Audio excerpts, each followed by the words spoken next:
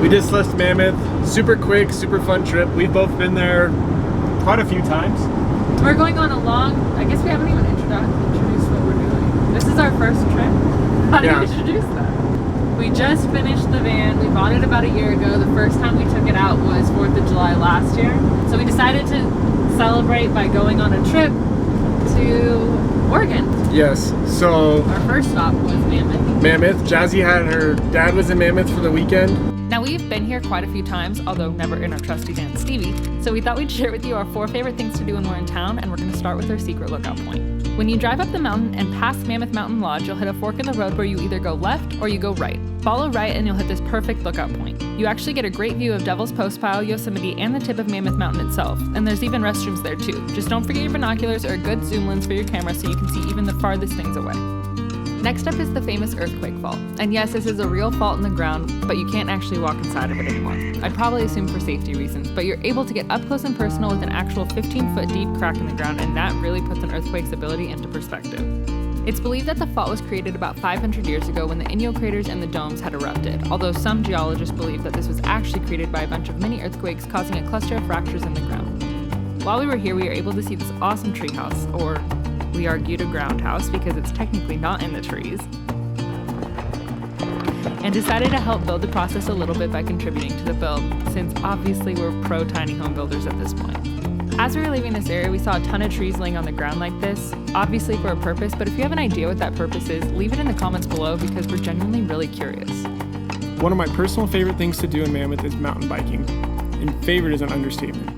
As you can see, I start the day hopping on the bus in the village, and that takes me to the main lodge where I pick up the gondola to get to the very top of the mountain.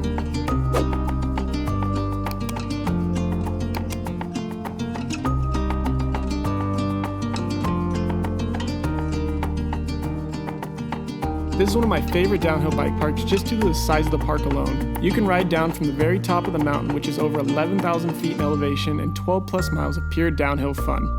The park features a wide variety of trails from very beginners to pro lines for the most hardcore enthusiasts. And what makes this park unique is its loose terrain, which is best described by kitty litter. I think that's why Ben enjoys Mammoth so much too. I can spend all day on the mountain and never get bored with the amazing views or the runs. And if you're a mountain biker, you know that a long run is way better than a short one. Even if you've never mountain biked before, you can rent some gear at the lodge and try it out for yourself. Jazzy sometimes does this with me too. Our final spot on the road we're on Mammoth Tour is Obsidian Dome, aka Glass Mountain. It's a small mountain made up of volcanic glass, but first to get to the dome itself, you have to walk up this hill and enjoy some great views.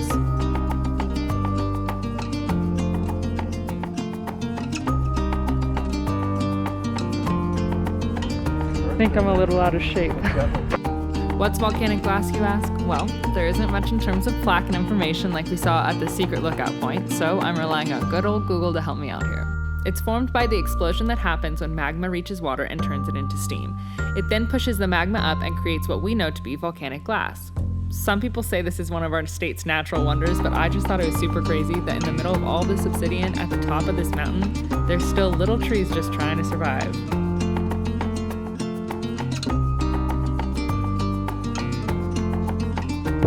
That looks like a face. That's a face.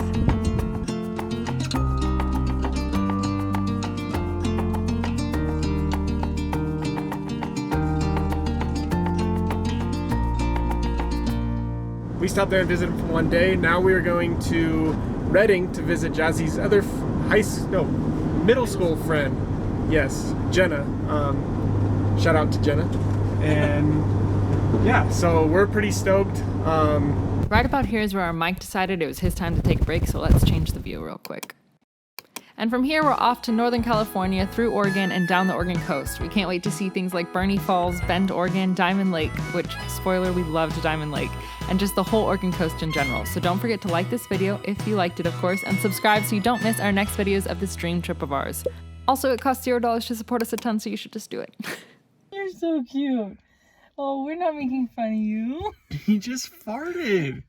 That was too. It was like a toot toot. Benny, I'm sorry I put you in a gassy position.